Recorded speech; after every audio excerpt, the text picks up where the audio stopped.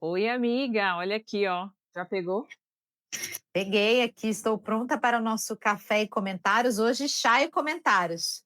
Estou amamentando, então eu estou com o chazinho Veleda. Que delícia. Você tomou na sua gravidez? Tomei na minha amamentação, ajudou bastante.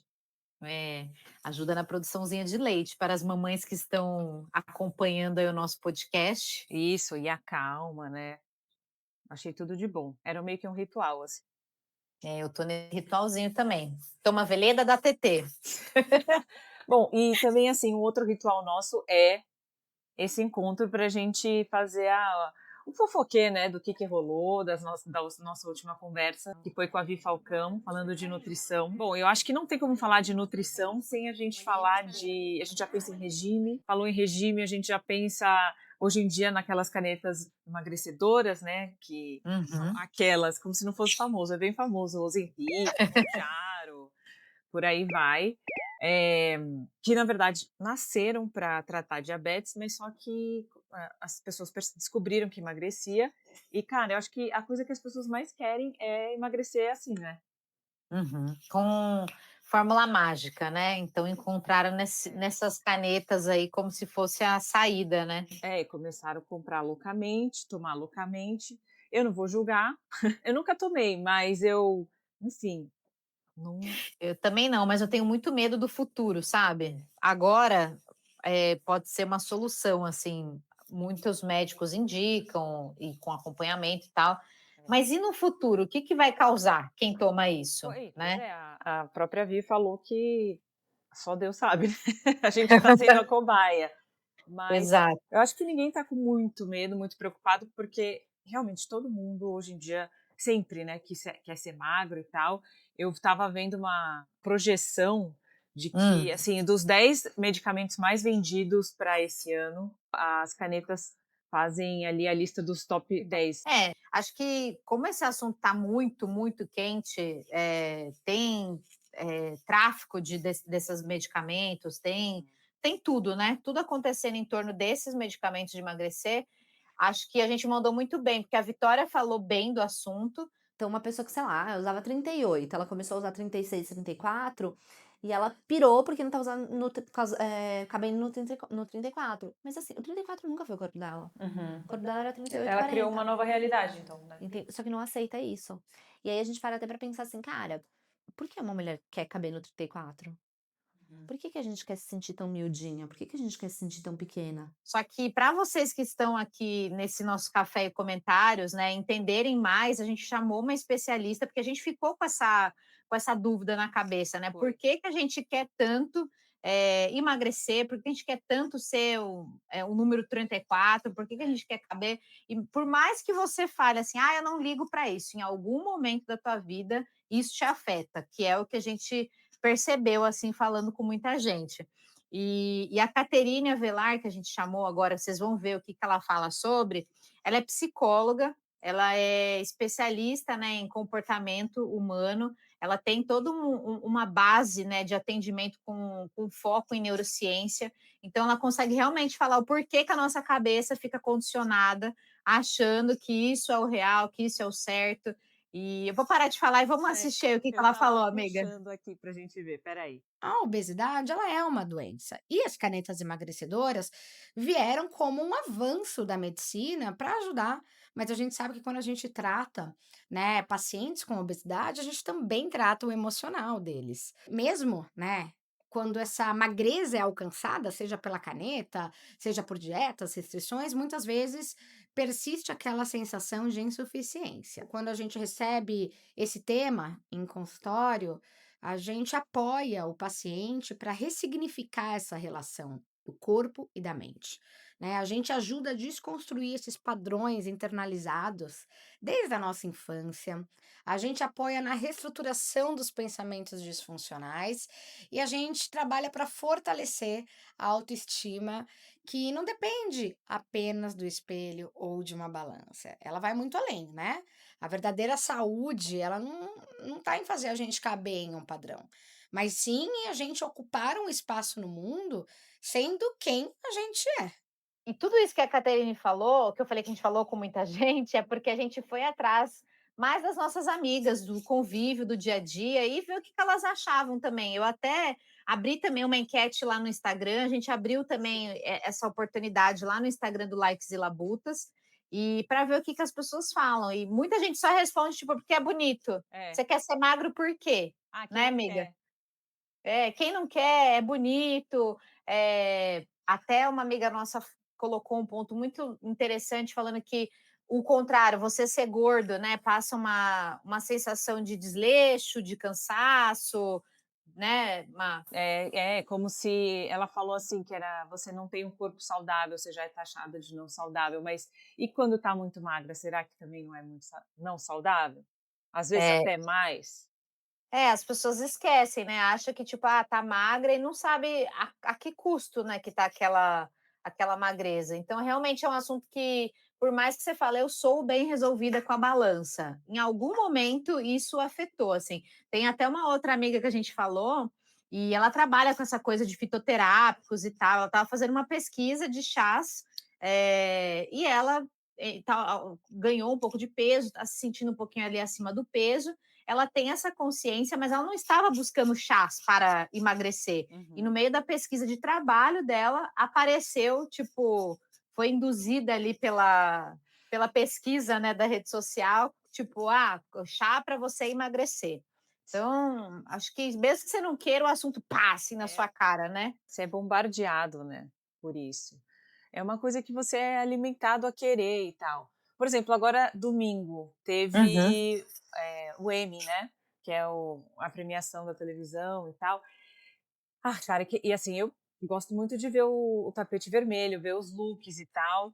E tinha uma menina lá que ela estava pela série White Lotus. E ela estava com um vestido rosa, que também, você vai olhar aqui, não tem muito meu estilo, mas você fala, meu Deus.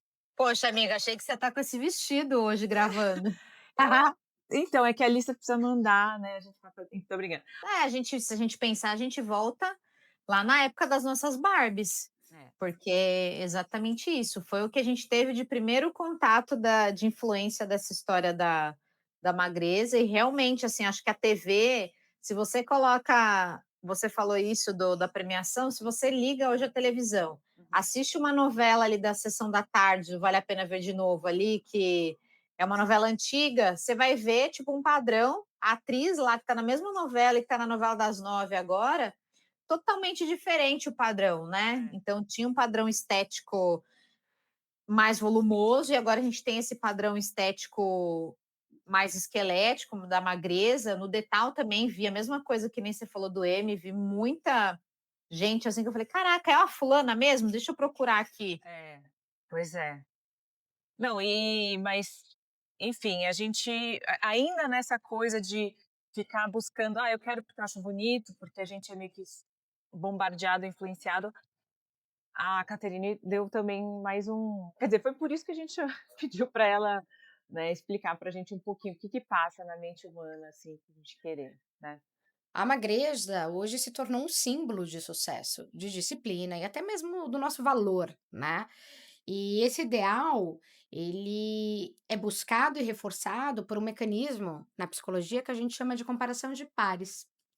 Quando a gente observa as redes sociais, né, essa grande vitrine do mundo, a gente entra em um processo de tendência de nos medir em relação ao outro, né? Buscando o corpo perfeito, a vida perfeita e por aí vai. O resultado quase sempre né? A gente pode se sentir inadequado e trabalhar ali para aumentar a nossa baixa autoestima, né? Esse impacto é ainda mais intenso quando a gente fala da adolescência, porque é nessa fase que ocorre a formação de identidade, né? Quando a gente é adolescente, a gente busca pertencimento e a gente se avalia em relação ao grupo, à tribo, como a gente fala, para consolidar esse pertencimento e autoestima. Quando a mensagem desse grupo é ser magra, ser magro para os meninos, né? É uma condição para aceitação, a gente está preparando nossas meninas e nossos meninos para internalizar a ideia de que o nosso valor social depende do nosso corpo, do formato dele. E isso aumenta o risco, né, da gente falar de distorção de imagem corporal, transtorno alimentar, ansiedade, depressão e por aí vai. E você, amiga, você sente que você tá nesse poder aí, que a magreza é status de poder? Status de poder. Não, então, eu acho que agora eu acho que eu vim falando várias vezes que eu vejo, eu quero, e a Caterine falou isso, da gente fazer o negócio do espelhamento. Uhum, Mas assim, da onde vem, né? Da onde vem tudo isso? Qual que é o contexto histórico? Eh, e aí eu estava vendo umas coisas, assim, parece que o mais difícil sempre é o que é o desejado. uhum. E se a gente olhar lá para trás, obras antigas, você lembra, né? Tempos de escola a gente estudar, a gente vê obras de arte onde a mulher era representada com medidas maiores.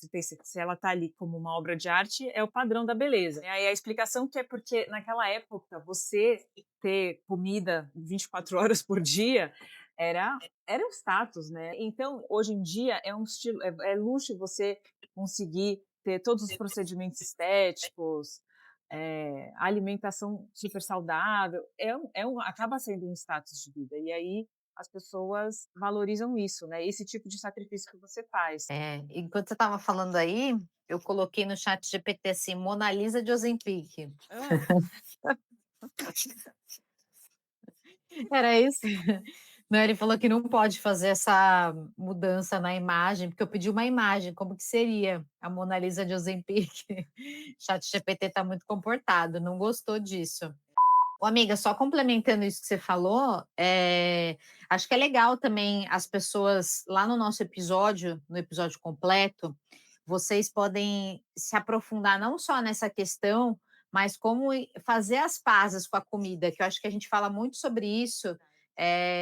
Como você tomar um sorvete, pizza, vinho, tá tudo bem, tá tudo certo, você não vai morrer, você não vai engordar, e a gente está batendo muito nisso lá, e eu acho que todo mundo está correndo atrás dessa fórmula do sucesso, das canetas, do emagrecimento, do rápido, e a gente meio que foi no caminho contrário. Como você pode sim conseguir ter saúde e fazer exatamente a alimentação da forma prazerosa. Óbvio que você não vai todo dia comer sorvete, pizza e vinho, mas eu acho que isso está bem legal, assim, da forma como a gente colocou ali no episódio. Eu acho que essa sim é a fórmula mágica que a gente tem lá, essa receita do bolo, né, Má? é a fórmula do equilíbrio, né? A fórmula do equilíbrio. E parar de querer acreditar em coisas, em fórmulas milagrosas, especialmente que a gente consome muito aqui na internet, né? Uhum, Através das redes sociais, aquela coisa de vender um bem-estar que não existe. uhum. Buscar real esse bem-estar, como a Mari falou lá naquele vídeo, né? Que a gente até pode deixar aqui no. Não, é porque a gente estava falando disso, só para deixar, para contextualizar, a gente estava falando da Mari Kruger, que fez um TED Talk também, eu acho que foi agora nesse ano. Ela critica a indústria do bem-estar. Ela é uma influenciadora enorme, assim, né? Ela tem mais de 2 milhões de seguidores. E ela, inclusive, nesse TED Talk que ela fala que ela é a influenciadora digital que detesta os influenciadores, justamente por vender uma ideia falsa de bem-estar, né? Ela estimula a gente sempre desconfiar e tal, achei bem legal. É, e acho que vale tanto. A gente vai deixar o TED dela linkado aqui na nossa descrição, para quem quiser assistir também completo. Mas eu acho que vale vocês tanto espiarem a crítica quanto ela faz, quanto do que a gente está falando lá no episódio, para você refletir assim, o quanto que isso tem consumido do seu dia a dia, né? E comentar aqui com a gente também, que a gente quer abrir essa roda de conversa, né? Saber o quanto que você é influenciada por essa indústria. Eu sou uma pessoa altamente influenciada por essa indústria, gasto horrores com a indústria do bem-estar. E é o que ela fala, nem sempre você está bem, você está lá vendendo que você está consumindo o produto XYZ e você está um cocô, é isso, né? A gente começa feliz e termina, né? Mas eu acho que a gente está trazendo exatamente esse caminho das pedras aí no episódio, para você se enxergar, né? É isso mesmo. E saber navegar aqui, né? Pela influência. A boa influência e a má influência, né? Que a gente está trazendo o tempo todo isso, né, Mar? É.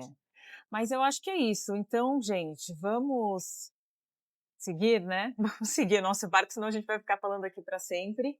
E Sim. quer falar quem vem semana que vem já? Quer Ai, ver o assunto? eu quero super. A gente vai dar um giro por São Paulo, né, amiga? Sim. Não só por São Paulo, mas a gente gosta de comer bem, a gente gosta de ver coisas bonitas, É. claramente, e tem a ver com isso aqui que a gente está falando, de se sentir bem. E aí, fala aí o nome do nosso maravilhosinho. Tem o Rafa, que é o dono do perfil SP Lovers, e ele dá várias dicas legais da capital de São Paulo aqui, e também regiões, tá? Tem coisas que ele mostra do interior e tal. E eu acho que vai ser bem legal, porque é aquela coisa da gente sair um pouco do digital e ir pro físico. Exato. E também o que que você pode salvar aqui, né? Porque ele dá várias dicas, a gente sai salvando, às vezes, um monte de coisa na rede social para ir visitar, para ir conhecer, e ele vai te dar uma pincelada aí de como fazer isso bem. É, bora viver essa vida de salvos. É, Ticando, né? Ticando o que já foi visitado e tal. é isso. Então vamos agora sair do digital, amiga, e vamos dar esse rolê. Até, Beijo. amigos, beijo.